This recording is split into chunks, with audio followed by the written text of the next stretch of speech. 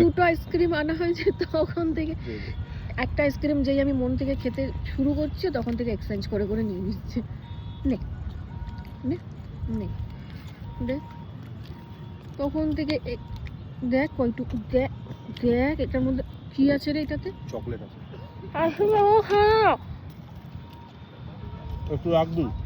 আরে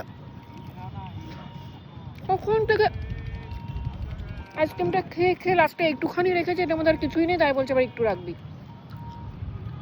দেখ খা। একটা মন দিয়ে খেতে পারলাম না আমি আইসক্রিম, খেতে শুরু করছো এইটুখানিও নেবে না, এটা থেকেও রাখবো। তা কি রেখেছো তুমি? খেয়ে দেখ, ওটাই মজা। কিছুই নেই। জানিসই না তা।